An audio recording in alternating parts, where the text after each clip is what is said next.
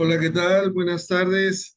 Bienvenidos a Foro Jurídico. Hoy vamos a continuar haciendo un análisis sobre los fallos y aciertos hasta el momento de la elección judicial y quiero darle la bienvenida en nombre del Colegio de Abogados Procesalistas Latinoamericanos de la revista Primera Instancia a nuestro querido jurista y abogado destacado jalisciense, al maestro Jesús Manuel Orozco. ¿Qué tal? ¿Cómo estamos? Muy bien, profesor Lascano, qué gusto estar con usted otra vez y un saludo a todos los que nos ven en TVX. Perfecto. Bueno, la semana pasada exactamente hicimos un análisis sobre la reforma al Poder Judicial, discutimos algunos temas y hasta el momento, ¿verdad? Porque todavía falta un poquito, vamos a poner una de las cuestiones que menciona la presidenta y a partir de esa presentación podemos hacer un comentario al respecto. ¿Está bien, estimado maestro? Adelante, profesor, para abrir debate. La reforma al Poder Judicial, porque parece que es una ocurrencia que salió de la nada. Y no, la elección democrática del pueblo de México, de jueces, juezas, magistradas, magistrados, ministras, ministros de la Suprema Corte de Justicia de la Nación. ¿Por qué se da esto? Pues porque hoy tenemos un Poder Judicial que, primero, mucha corrupción, nepotismo reconocido por la propia presidenta de la Corte. Tercero, la Corte decidida a actuar fuera de sus facultades legislando. La Corte no legisla. Es decir, leyes que aprobaba el Congreso, leyes que echaba atrás la Corte sin fundamento. Cuarto, la liberación de delincuentes. El Poder Judicial ampara delincuentes, libera delincuentes. Pues porque el Poder Judicial está mal. Hay mucha corrupción porque la justicia no es pareja. Si nosotros no hubiéramos empujado la reforma, ¿quién hubiera decidido los próximos ministros y ministras? La presidenta. Pues en mi caso renuncio a esa atribución que me daba la Constitución para que elija quién, el pueblo. Dicho de otra manera, la presidenta está renunciando a su derecho a poner a los ministros. Es la decisión del pueblo, por quien vote el pueblo. Bueno, pues aquí tenemos ya una primera intervención donde se hace un análisis por parte de la presidenta de que ella en determinado momento, como titular del Poder Ejecutivo, tenía en sus manos, dentro de sus atribuciones, designar a los ministros de la Corte. Obvio que únicamente nos estaríamos refiriendo a los ministros de la Corte y no a los demás miembros del Poder Judicial, como pueden ser los jueces, como pueden ser los magistrados y sobre todo los nuevos miembros del Tribunal Disciplinario. Ya en la sesión pasada habíamos dicho que habían algunas irregularidades éticas, podríamos llamarlas, donde analizamos que el mismo Poder Judicial de la Federación, a través del Instituto de la Judicatura, pues inhabilitó por 10 años al titular por haber practicado la venta de exámenes para ingreso eh, de los futuros jueces. Además, ya habíamos dicho que el mismo Poder Judicial, lo que dice la presidenta, en el 2018 hizo un análisis, un estudio sobre el nepotismo y había determinado por el señor Felipe Borrego Estrada que el 48.6% de las personas juzgadoras habían contratado a algún familiar. Bueno, esto es interesante porque nos marca el contexto previo, que no es algo por generación espontánea. Y en la primera sesión preguntábamos si era necesaria una reforma al Poder Judicial. Bueno, yo creo que muchas fuentes de las cuales hemos consultado, pues llegan a la conclusión, podríamos decir, que sí era necesario eh, ese cambio. Lo que cuestionan y se ha cuestionado principalmente es la forma. Y aquí en la forma, la presidenta de la República nos dice que si hubiera sido de otra manera, pues hubiera sido a través, solo para los ministros de la Corte, a través de esa atribución con la que contaba el Ejecutivo. ¿Qué podemos decir al respecto, estimado maestro Jesús Manuel Orozco Son Pulido? muchos temas, profesor, es un tema apasionante, inacabado todavía, está en Sí, proceso. Desde el año pasado, los constitucionalistas se han quebrado la cabeza tratando de explicar a favor o en contra. Mayoritariamente advierto que en contra de esta reforma. Considero que ese contexto que relata la presidenta de la República en el video que reprodujo, no le falta otra pata muy importante, que es el tema político que hubo detrás. Recordemos que hubo un plan A que llamó el anterior presidente López Obrador para presentar una reforma constitucional en materia electoral. Misma reforma que no pasó porque no se contaba con las mayorías legislativas en ese momento. Después se propuso lo que se llamó un plan B, que fue reformar las leyes electorales, introduciendo cambios muy profundos. Eso se impugnó a través de una acción de inconstitucionalidad y la Suprema Corte invalidó ese plan B electoral, que tenía toda la razón jurídica. ¿Por qué? Porque en una ley no se puede reformar aspectos constitucionales. Para eso una constitución rígida como la mexicana establece un procedimiento más severo, que son las 2/3 partes de ambas cámaras y la mayoría simple de las legislaturas. Entonces ese plan B fue anulado por la Suprema Corte y desde ahí se propugnó con lo que se llamó el plan C. Y justo ese plan C fue una reforma constitucional, pero para borrar el método de elección de todos, no solo los ministros, sino magistrados y jueces federales. Recordemos que en la elección de 2024, la elección federal que impuso el cambio del Ejecutivo, resultó electa Claudia Sheinbaum, actual presidenta, y también el cambio total de los senadores y de los diputados. Siempre se habló del plan C, votemos por un plan C, que era darle todos los votos a Morena para que tuviera una amplia mayoría calificada en ambas cámaras y poder reformar la Constitución. Creo que ese es el verdadero contexto político que dio lugar a una reforma. No ignoro los otros elementos muy válidos y muy verdaderos que indica también la presidenta. Es verdad, hay muchos errores en el Poder Judicial de la Federación, casos de nepotismo que también existen en los poderes legislativos y ejecutivos y en los poderes federales y estatales de este país. Existen casos de actos indebidos que deben ser sancionados, pero lamentablemente en esta reforma judicial del año pasado, que se publicó el 15 de septiembre de 2024, no se tocó sustancialmente esos mecanismos, no se tocó algún aspecto de fondo para poder realmente mejorar el acceso a la justicia. Entonces las críticas no son solamente en cuanto a la forma en que fueron propuestos que se eligieran a los ministros, jueces y magistrados, sino también hay una crítica muy seria en cuanto a los contenidos mismos, porque es una reforma que definitivamente quedó incompleta.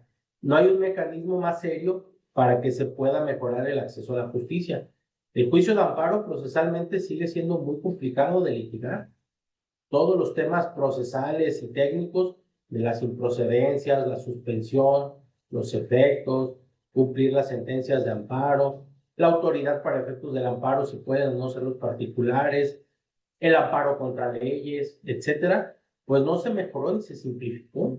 Sigue siendo un procedimiento técnico y complejo que está al alcance de pocos ciudadanos, que eso sirvió, creo yo, para ser otra crítica fuerte y ser un ariete que rompiera estas inercias, diciendo que como el Poder Judicial conoce el amparo y es tan complicado, pues era necesario reformarlo y eliminarlo, ¿no?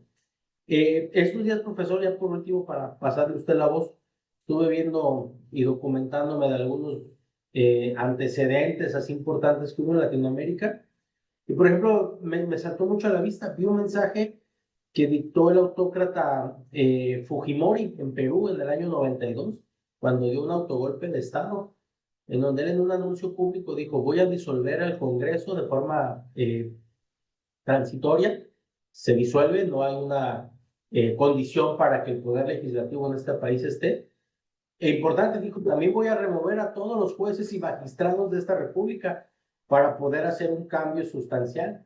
Bueno, ya vimos a dónde condujo ese cambio, ese autogolpe de Estado condujo a una autocracia en el Perú, que creo que hoy, 35 años después, se siguen pagando los platos rotos de ese desastre institucional que se generó.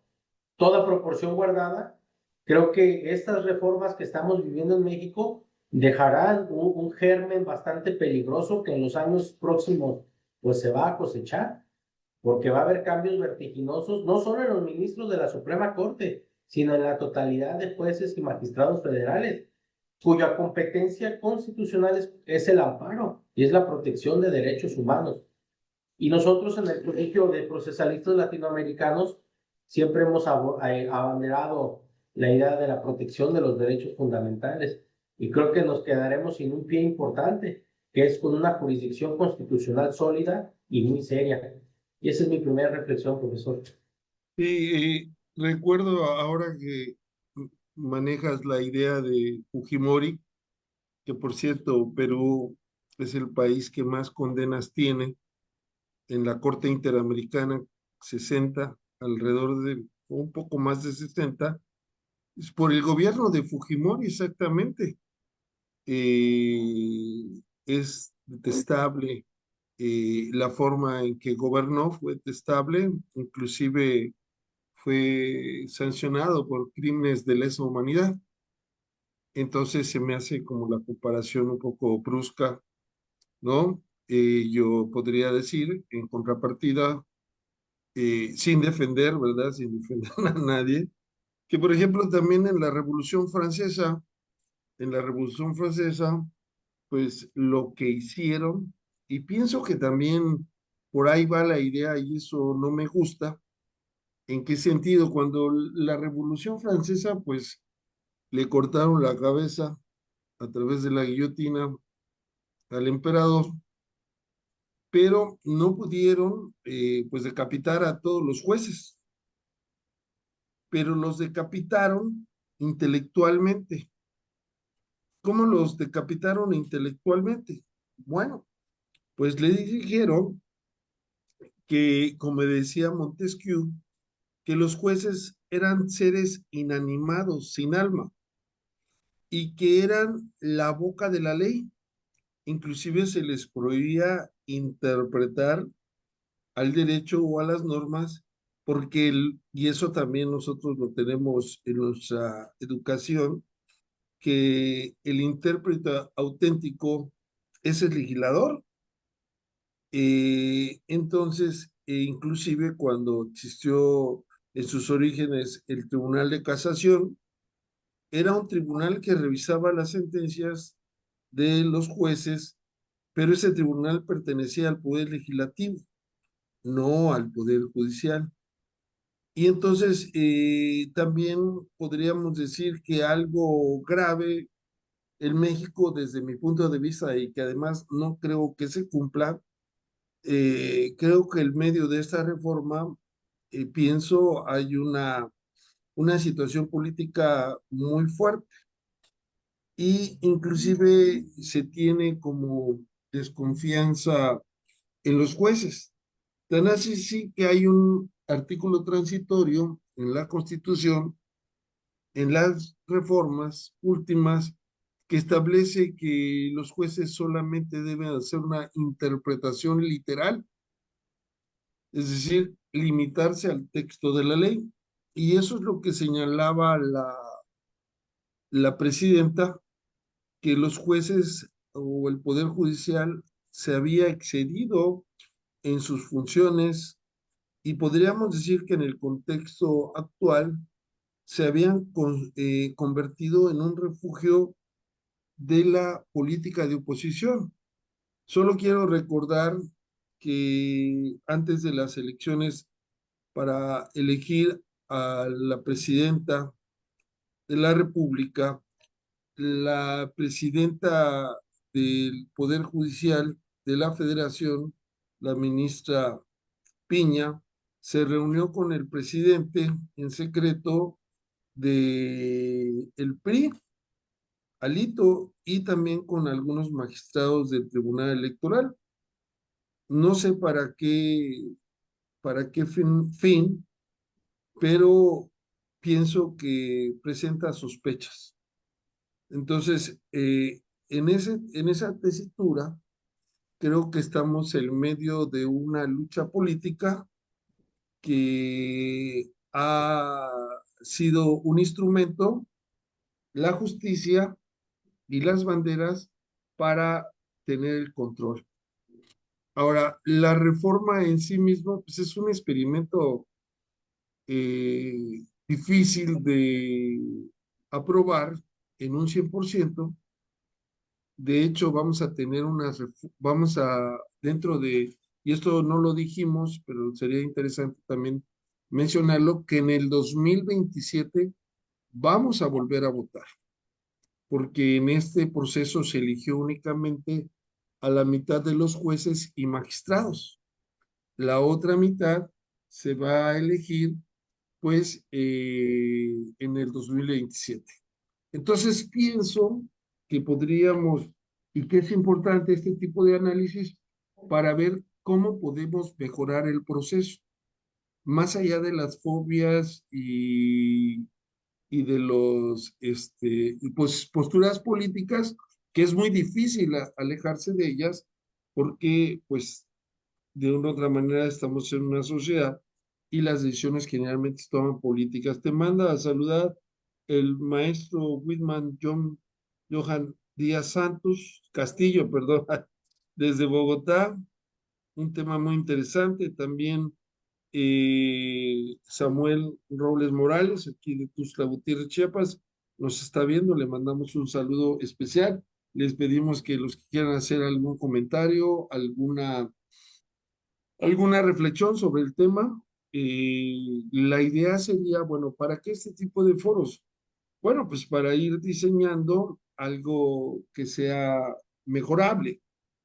Ahora, también quiero decir, estuve en Panamá en el 20º Congreso de Derecho Procesal, donde fue organizado prácticamente por el Instituto Panameño de Derecho Procesal y que fue patrocinada por diferentes órganos jurisdiccionales. Y la idea que se tiene fuera del país, pues es que la reforma, la elección popular, pues es algo que lo sorprende y que la descalifican a priori. Y la descalifican a priori con argumentos que pues ni siquiera rebasan, porque son puras abstracciones. Y esto también es importante decirlo, estimado Jesús Manuel, que las decisiones que tomamos muchas veces se basan en la forma más que en el fondo, es decir, en dogmas, ¿no? Ahora que tenemos la posibilidad de hacer un análisis más allá de los dogmas, con la idea de proteger derechos humanos, pues podríamos decir que el juicio de amparo al que has mencionado es obvio que es importantísimo y es un medio de protección jurisdiccional que es un ejemplo en diferentes partes del mundo. También nos saluda Javier Guerrero de Acatlán, un saludo cordial. Y entonces, yo pregunto, ¿el juicio de amparo realmente es accesible para la población más vulnerable? El juicio de amparo es un proceso que cumple con la justicia completa, pronta y expedita. Se puede mejorar el juicio de amparo porque también estamos hablando de los operadores, pero tenemos que hablar también de las herramientas. Es decir, las herramientas como están deben también de mejorarse. Y por el otro lado, lo comentamos en el programa pasado, es que necesitamos que haya una reforma a las fiscalías, es decir, a la justicia penal, a la persecución de los delincuentes. Bueno, no sé si quieres agregar algo, estimado maestro. Sí, doctor, de acuerdo con usted en mucho de lo que cuenta. El amparo pues no es un medio eficaz ni reparador. Hemos contado en muchos foros que la reparación es una parte muy importante de la protección de los derechos fundamentales, y el amparo únicamente tiene por efecto anular el acto reclamado o indicarle a la autoridad cómo debe actuar. Esos son los efectos positivos o negativos, pero nunca le indica cómo reparar. Entonces el amparo resulta inconvencional por omisión, porque no protege el derecho a la justa reparación del artículo 63.1 de la Convención Americana. Y hablando de la Convención Americana, profesor, usted como experto en el mismo, pues sí, ciertamente el caso de Fujimori en Perú fue un tema extremo y se enseñó mucho al sistema interamericano con todas las atrocidades que cometió. De hecho, en la Corte Constitucional del Perú, pues existe el tema de esta sentencia donde de los magistrados que fueron destituidos precisamente, y generó un precedente interamericano. Y haciendo una ilación del amparo que es inaccesible, considero también que el sistema interamericano se ha convertido en bastante inaccesible también, profesor. Comprendo que es subsidiario. El sistema interamericano entra cuando la jurisdicción de cada estado falló, pero realmente en México ha habido múltiples casos donde es indispensable que el sistema interamericano pueda entrar. Doy dos ejemplos. El primero, las desapariciones. Tenemos una crisis de desapariciones impresionante. Hay 130,000 personas desaparecidas en este país. Es algo atroz, profesor. Si lo ponemos en perspectiva, por ejemplo, en la dictadura de Pinochet en Chile, hubo 3,000 desaparecidos. Y se fija, es un número ínfimo. Obviamente, ínfimo comparado con los números que ha alcanzado México.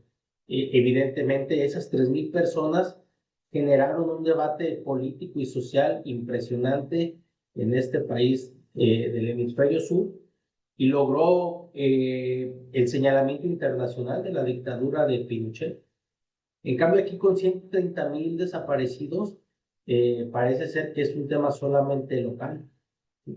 Hace poco escuchaba a un académico diciendo que una gran diferencia era que en esa dictadura chilena las personas desaparecidas eran políticos, intelectuales, escritores, profesores, y sobre todo gente de clase media o media alta.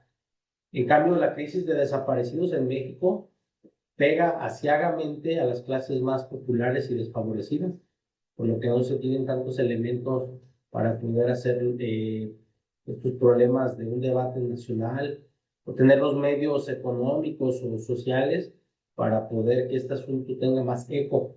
Incluso aquí, además de la propia desaparición, que es un tema lacerante, pues hay un tema que toca a la igualdad, ¿sí? Porque toda vida humana es importante, no obstante el estrato social de donde se pertenezca. Entonces es un tema súper importante, en la cual la Corte Interamericana lamentablemente ha estado ausente. Debería existir una condena internacional hacia México para que se ponga un fin a esta sangría que ha permitido poco a poco pues algo muy lacerante, ¿no?, que tenemos en nuestro país.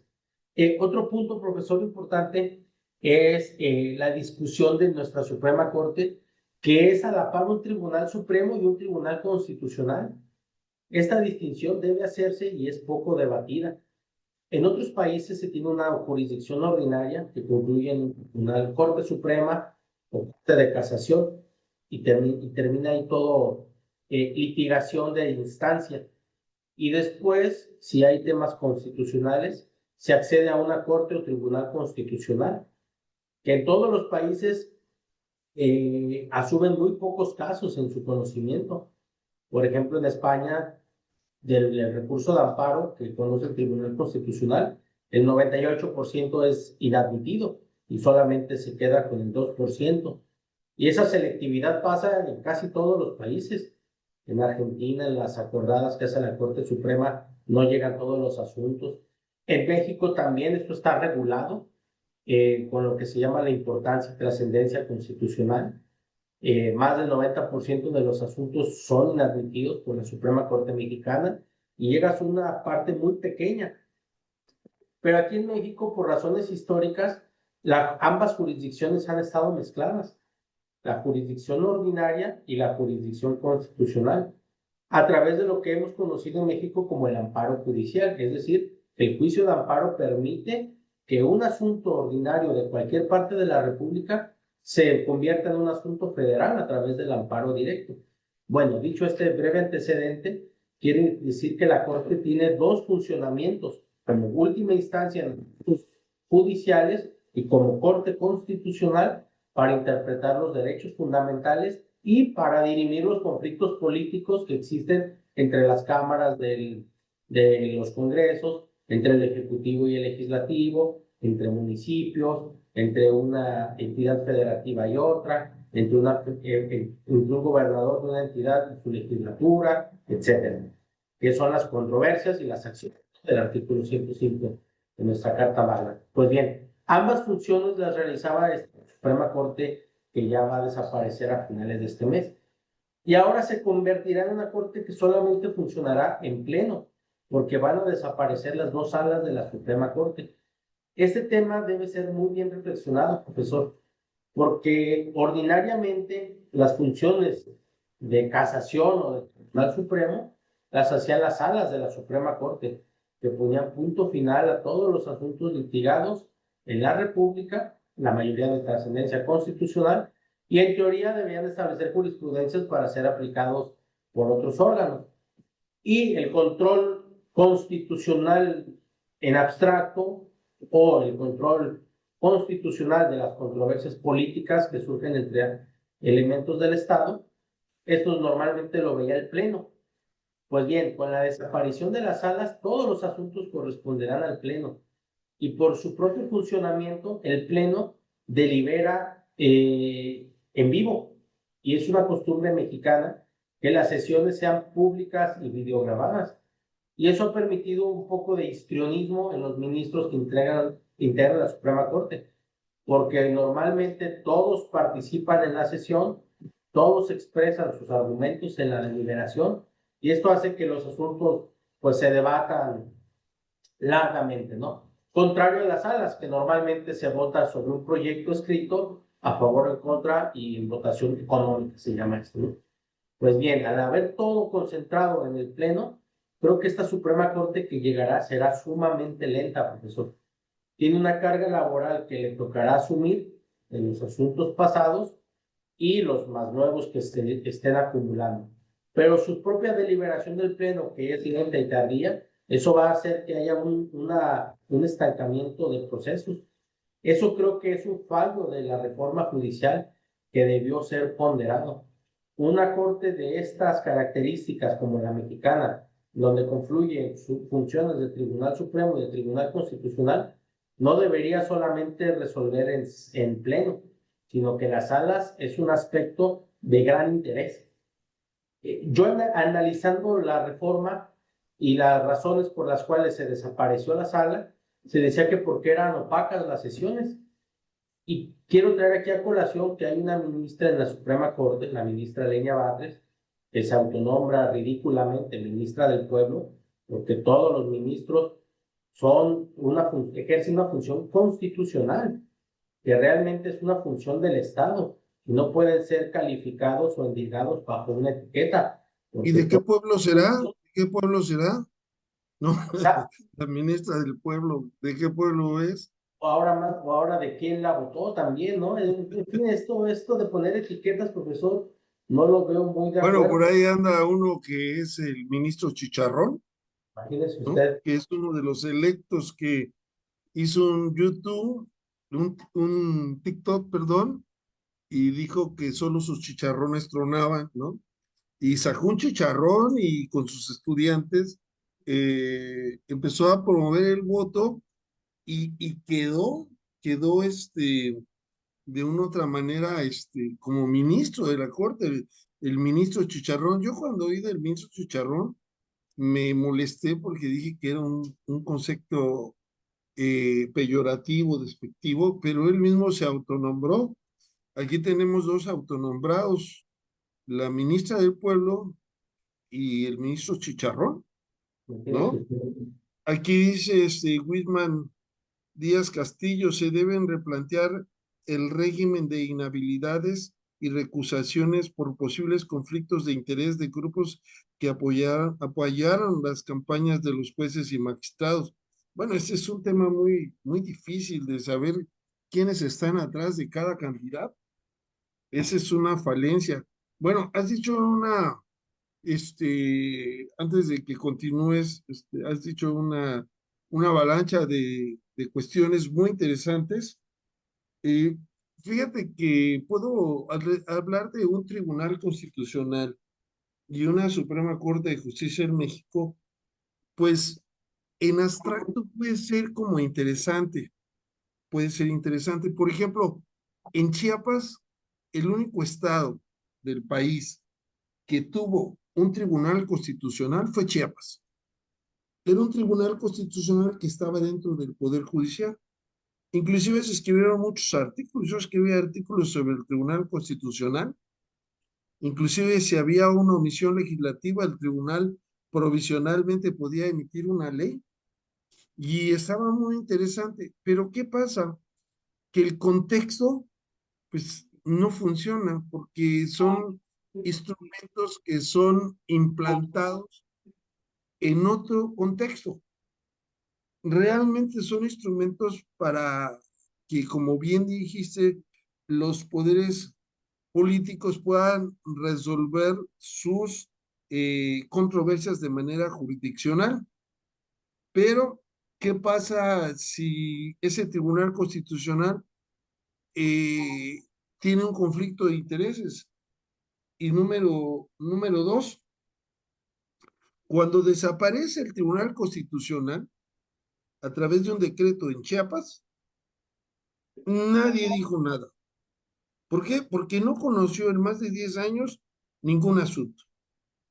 A nivel federal es diferente, porque de hecho el órgano que podríamos decir que más lo utilizado, porque es el órgano más débil de la corriente, son los municipios. Ahora, el hecho del amparo, casación y que, bueno, nosotros tenemos una cultura donde el amparo, eh, se dice que hay dos, dos grandes deidades en México, ¿no? Lo que es el amparo y la Virgen de Guadalupe. Entonces, a ese nivel, ¿no?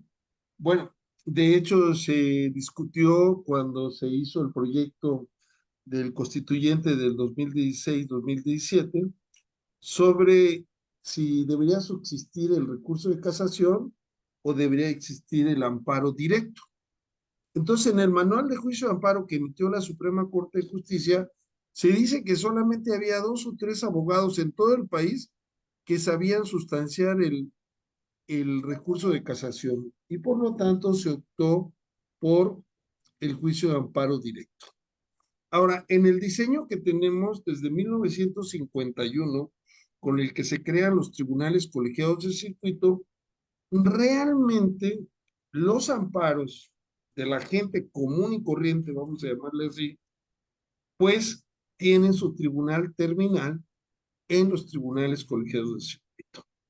Es decir, primera instancia, apelación segunda instancia, amparo directo, y es muy difícil, si no casi imposible, que ese caso se vaya a la corte por la facultad de atracción, en lugar de que revisen o lo conozca el tribunal colegiado, pues lo puede enviar a la corte. Pero es muy difícil, ¿no? Ahora, una de las preguntas también que para mí es muy importante que manejemos es cuál es la responsabilidad de los jueces.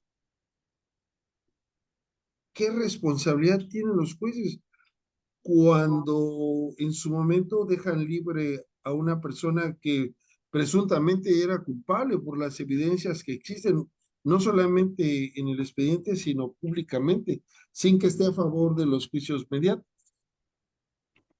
Ahora, las salas, las salas de la Suprema Corte de Justicia, realmente yo creo que estaban mal diseñadas, estimado Jesús. Voy a explicar por qué. La primera sala conocía asuntos civiles y penales, y son cuestiones antagónicas, completamente materias diferentes. No podemos hablar de una sala que sea especializada en esos dos campos porque tienen mucho conocimiento. La segunda sala conocía o conoce todavía de asuntos administrativos y laborales. Y muchas veces, bueno, no muchas veces, estoy exagerando, en ocasiones había contradicciones entre las propias salas de la Suprema Corte de Justicia. Ahora, el Pleno, pues las acciones de inconstitucionalidad y las controversias constitucionales que realmente son para un tribunal constitucional son los que conocerá el Pleno y que conoce el Pleno únicamente y actualmente. Entonces, sí es interesante que hagamos estos replanteamientos porque ya estamos hablando de los instrumentos, ya no de los operadores. Los instrumentos que tenemos, la pregunta es si los instrumentos que tenemos nuevamente son eficaces y si no lo son, ¿qué requieren para ser eficaces? Ya manejaste algo que para mí es algo importantísimo, que es la reparación integral. La reparación integral, porque la verdad hasta la redacción, no sé si la voy a decir bien, los efectos de la sentencia de amparo serán restituir al quejoso del pleno goce de sus garantías y se van a retrotraer como si la violación no hubiera existido. En pocas palabras, tú lo dijiste, va a anular el acto reclamado. Pero, ¿qué va a pasar, por ejemplo, en el caso que tuvimos en la Corte Interamericana de Rodríguez García y otro, versus México, donde estas personas estuvieron 18 años en prisión preventiva oficiosa? El amparo mexicano, para que tenga un avance cualitativo, debe establecer la reparación integral en las sentencias de amparo y ordenar, por ejemplo, el pago de una indemnización material, de una indemnización por daño moral, inclusive el pago de daños y costas, que es lo que condena, parte de lo que condena la Corte Interamericana como reparación integral, ¿no? Y antes de darte otra vez el pase para que metas el gol, tenemos un amigo que es anti-peje, ya no es el peje, pero pues todavía todo lo que suena a peje, pues es caigor. Saludos a Guillermo Tomás, pues saludarte. Y me envió un análisis en la semana donde se publicó un análisis de la elección al Poder Judicial. Y es un análisis muy interesante porque inclusive lo hace un exministro de la Corte, José Ramón Cosío Díaz, ¿no? Ministro en retiro. Que por cierto, yo pensé que a ellos también se les iba a quitar la pensión vitalicia, pero no, no se les va a quitar a ellos porque salieron antes de la reforma. Y este maestro en ciencias políticas y derecho constitucional, Jorge Alberto Medellín, y sí, tiene una serie de datos, se ve que le metieron mucho estudio y recursos para emitir este dictamen. De hecho, te lo mandé. Aquí dice, mira, para 9 ministros, 64 candidatos, 5 magistraturas del Tribunal de Disciplina Judicial, 38 candidatos, magistraturas de la Sala Superior del Tribunal Electoral del Poder Judicial, 15 candidatos, 2 cargos, y así sucesivamente, ¿no? Y van haciendo un comparativo ahí, y pues yo la verdad me cansé de leerlo un poco, nada más leí, me fui a las conclusiones, pero se me hizo interesante eh, analizar, analizar el contenido, porque no se puede dejar de analizar otras voces, otras opiniones. Y entonces ahora que está de moda la inteligencia artificial, ¿no? Eh, Le pregunté a la inteligencia artificial, pues, qué le parecía el informe. Y hay algunos calificativos muy fuertes en ese informe, donde la acusación central es, hubo fraude electoral. Primer elemento, fraude electoral. Segundo elemento, baja participación y falta de pluralidad. Tercer elemento, comparación. Imagínense, ese es un problema, se llama un sesgo cognitivo, pero es una bola en curva porque ellos comparan el fraude electoral de 1988, cuando el secretario de Gobernación dijo, se nos cayó el sistema, ¿no? Y en ese sentido, pues se ha reconocido históricamente que hubo un fraude electoral en esas fechas. Ellos hablan de casillas, críticas, complejidad y valoración.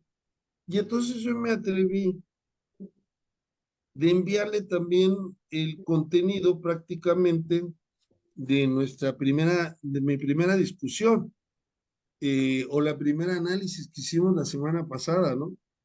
Y me hizo una síntesis comparativa.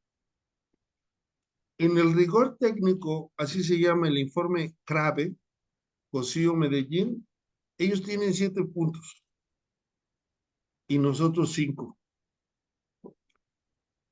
En el contexto, ellos tienen 4 puntos y nosotros tenemos 7. En la objetividad, ellos tienen 5 y nosotros tenemos 7. En claridad y contundencia, tenemos 6 los dos, y en contribución al debate tenemos 7 los dos. En términos generales, la conclusión fue que nosotros fuimos más objetivos en nuestras observaciones. Entonces, pues lo quiero compartir porque pues la idea no es desconocer lo que hacen otros, y además hubo calificación. Ya leí las calificaciones. Pues la inteligencia, esta inteligencia se llama Perplexis. Ustedes pueden poner el video, nosotros lo mandamos siempre a YouTube como un reestreno. Ahí síganos en la página de YouTube. Y también analizamos cuestiones de otras perspectivas, porque no somos la única voz, pero parece que somos una de las mejores, estimado Jesús Manuel Orozco, y la verdad lo quise compartir con la audiencia y con vos para que a lo mejor si hubiéramos salido un poco más bajo no lo comparto, ¿no? No, quedo perplejo con Perplexity. Perfecto. Es un buen aliciente de la Claro. objetividad. Y es lo que hacemos, profesor, como académicos, expresar ideas y escapar de las filias y las fobias, ¿no? El debate político, pues, está en otra arena, es apasionante también y nos gusta. Pero bueno, aquí compartimos ideas jurídicas, reflexiones académicas que sirvan para mejorar esta situación. Es una Claro. realidad la reforma, bien dijo usted al inicio, y va a la mitad de la misma. En 2027 habrá otra votación, ¿sí?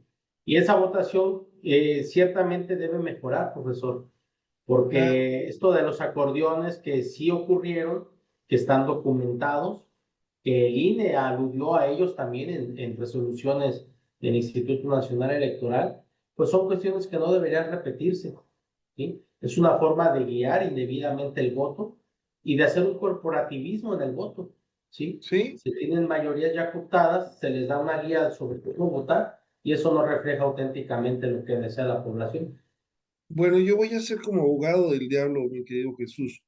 Eh, yo pienso que sin los acordeones no se podía votar porque estaba tan mal hechas las boletas que pues ni siquiera venía la fotografía del candidato y era una cantidad de listas que era imposible conocer a priori a todos. Entonces hubo una falta en la difusión y previa a la elección. Y también me quedo con la idea de como abogado del diablo, que es como cuando les ofrecen a las personas un beneficio, su torta, su yogur, su frutti o lo que sea, para que voten por un partido X, ¿no? Y entonces a mí me podrían haber dado un acordeón, pero el que toma la decisión es el elector, último, frente a la boleta. Pero realmente esta elección fue muy confusa, falta más trabajo del INE y se puede hacer, lo que falta también es creatividad, Sin duda porque alguna, creo que profesor. sería muy adecuado que se hiciera, desde mi punto de vista, una homologación de los procesos electorales para que conociéramos a los candidatos y no que se estuvieran desgastando los candidatos yendo a los mercados, a las casas, a los sindicatos, porque ¿qué puede uno ofrecer? ¿No? Pues voy a hacer justicia, pues todos tienen esa función. Entonces es muy desgastante, como que no va con el perfil de un juez el hacer campaña electoral, sobre todo como lo hacen los otros cargos de elección popular. No sé cuál sea tu opinión. Incluso, profesor, se incurrió en muchos lugares comunes, ¿no? De ser muy repetitivo en el discurso. Pues, ¿qué más va a decir un juzgador? Pues claramente lo mismo. Quiere una justicia ágil, una justicia rápida, una justicia apegada a la legalidad, un buen trato a los justiciables, ser incorruptible, prepararme constantemente. Pues fueron los lugares comunes, ¿no? Que siempre se vieron en estas campañas, aunado a algún otro chascarrillo que se pudo ver, ¿no? Ya usted aludió al ministro Chicharrón, había Claro, otras candidatas que hay que hacer el énfasis, no solo fue a la Suprema Corte y hemos debatido mucho sobre ella, pero fue a todos los magistrados y jueces federales de la República, la mitad de ellos, perdón, y muchos también jueces y magistrados de las entidades federativas. Entonces hubo un mundo de candidatos y bueno, claro. ahí hubo gente ya con mucha imaginación, ¿no? Hacer videos chuscos, hacer videos bailando, hacer videos sexualizados incluso. En fin, hubo ya cosas que quedan para el anecdotario de la imaginativa y picardía mexicana, ¿verdad? Perdón. Bueno, sí, sí, sigue, por favor. Sí, profesor, miren, estamos también entrando a una faceta donde creo que la jurisdicción y la política se va a difuminar la diferencia. El 1 de septiembre entra la Suprema Corte y en vez de estar debatiendo sobre temas fuertes, jurídicos, que es, vamos a ver, la prisión preventiva, recordemos que la Suprema Corte emitió un acuerdo desde el año pasado donde ordenó a todos los tribunales colegiados de la República que paralizaran resolución de asuntos de amparos donde versa la prisión preventiva, esperándose a que la Corte dictara jurisprudencias y diera lineamientos a todos. Esto implica que hay muchas personas privadas de la libertad que no han podido resolver los amparos a la espera de la Suprema Corte, a ver qué es lo que dicen, ¿sí? Y son temas que no se están viendo para que puedan ser prontamente debatidos. Ya mencioné los temas de desaparición forzada de personas. Ahora hay un debate muy fuerte en la Ciudad de México sobre el derecho de acceso a la vivienda digna, ¿sí? O hasta dónde alcanza el derecho humano a la vivienda social. Se ven temas, por ejemplo, económicos también, de deudas, de los intereses, de las famosas SOFOM que hay hoy en día, que financieramente abusan de las personas más necesitadas con intereses exorbitantes. No se habla, profesor, del control de convencionalidad, no se está hablando de hay que hacer un control difuso, incluso de los alcances de la suplencia de la queja, en fin. Temas muy fuertes e importantes, profesor. Estamos actualmente debatiendo sobre si los ministros deben o no usar toga, sobre si los ministros deben estar en Ciudad de México o deben hacer sesiones itinerantes. Se está planeando el 1 de septiembre que ingrese a la Corte una ceremonia de un bastón de mando indígena, ¿sí? Creo que esos elementos simbólicos y muy ricos para un anecdotario no tienen una relevancia constitucional importante para las funciones que van a hacer los ministros de la Suprema Corte. Porque ese bastón de mando no es una cuestión ni siquiera que está bien regulada. Yo recuerdo ya se le dio un bastón de mando a Andrés Manuel López Obrador en 2018, otro bastón de mando a Claudia Sheinbaum en 2024. Ahora el 1 de septiembre del 25, otro bastón de mando a Hugo Aguilar Ortiz para la Suprema Corte. Entonces me pregunto cuántos bastones de mando hay, o si es el mismo y ya viene con una inercia política incluso, ya lo recibió uno y se pasa con una manera, no solo de un bastón de mando indígena, sino una bastión de fuerza y con una línea ya sobre cómo es que se debe actuar, ¿no? Ese mismo bastón también debe replicarse a los 32 tribunales superiores de justicia de la República o a los tribunales colegiados que usted ya indicó, que en la mayoría de casos ya es el tribunal terminal, tiene la última palabra en los colegiados en toda la República. En fin, estamos debatiendo mucha parafernalia, profesor, y poca sustancia. Y creo que eso implicó que la reforma fuera así, la justicia ponerla en un aparador donde pueda ser golpeada siempre, diciendo el juez es corrupto, el juez liberto, pero no criticando al Ministerio Público que no hizo un buen acto o que maliciosamente no aportó bien las pruebas o las contaminó para que una persona sea liberada, o el juez se vendió, pero bueno, no estaba el asunto bien planteado por la autoridad, etcétera. Hay muchas cuestiones, ¿no? Entonces, y luego poner también ahí en el escaparate a los jueces en su momento candidatos, hacer cosas incluso ridiculizantes, pues para poder, no sé, adelgazar la integridad de la justicia, ¿no? Y bueno, que sea entonces ya la justicia, pues un formalismo más, o un requisito más presente de todo conocimiento. Eso creo que vamos a entrar a una era, profesor, que a mí realmente me preocupa. Sí, y algo que me gustaría haberle preguntado a los candidatos es qué es el control de convencionalidad y cómo lo aplicaría en sus resoluciones, que eso es lo que necesitamos, que estén actualizados y sobre todo proteger derechos humanos, que en última instancia es la función de todo servidor público, incluyendo los jueces. Bueno, con esto terminamos la segunda sesión de la elección judicial, fallos y aciertos.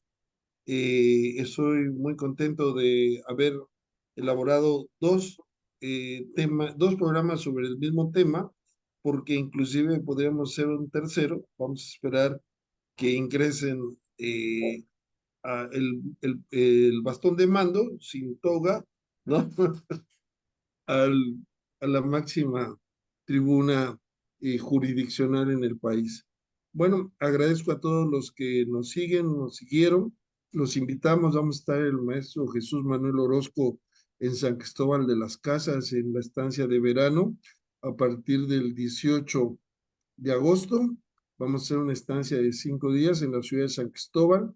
Es muy interesante sobre estos temas de preparación educativa de alto nivel, sobre todo para los investigadores.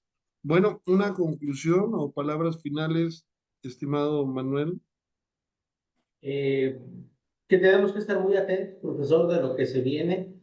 Este, hay un profesor alemán, Peter Haberle, que habla de la sociedad abierta de los intérpretes constitucionales. Esa doctrina me parece muy relevante hoy día, porque algo que sí puedo reconocer, que esta reforma permitió bajar del Olimpo a la Suprema Corte, hacerla más terrenal, y que las verdades reveladas que ellos pretendían decir, pues no son así.